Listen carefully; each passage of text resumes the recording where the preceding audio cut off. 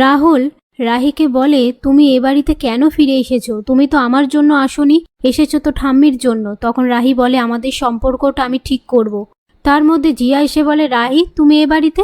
রাহি বলে, আমাকে দেখে একটু অবাক হলে মনে হলো।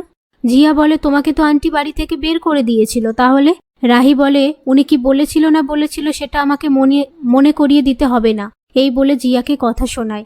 এরপর রাহুল আর রাহি একে অপরের পাশ থেকে চলে যাওয়ার সময় রাহির শাড়ির আঁচল রাহুলের ঘড়ির সাথে বেঁধে যায়। তারপর তারা একে অপরের দিকে তাকিয়ে থাকে।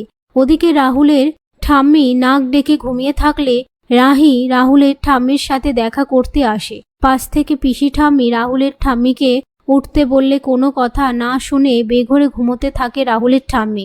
অনেক ডাকাডাকির পর চোখ খুলে রাহিকে দেখে রাহুলের ঠাম্মি খুশি হয়ে যায়। আর রাহি বলে, কি অসুবিধা হচ্ছে তোমার? রাহুলের ঠাম্মি নাটক করে বলে, আমার খুব কষ্ট হচ্ছে। এই বলে চিৎকার চেঁচামেচি করতে থাকলে রাহুল এসে বলে, ঠাম্মি তোমার গলার আওয়াজ শুনতে পেলাম, কি হয়েছে?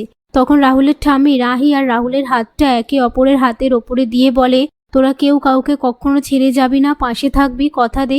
রাহি বলে, আমি সবসময় ওর পাশে থাকবো, কথা দিলাম। এরই মধ্যে রাহির ঠাম্মি ও সুজাতা রাহুলের ঠাম্মিকে দেখতে আসলে পাশ থেকে পিসি ঠাম্মি বলে, তোমরা আবার এখানে কেন এসেছো? তোমাদের মেয়েকেই তো শুধু দেখতে চেয়েছিল।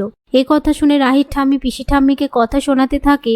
সেই মুহূর্তে জিয়া বলে, একটা বয়স্ক মানুষের সাথে কিভাবে কথা বলছেন আপনারা? এতটাই আনকালচার আপনারা? ঠিক তখনই রাহি আর রাহুল জিয়ার ওপর চিৎকার করে ওঠে।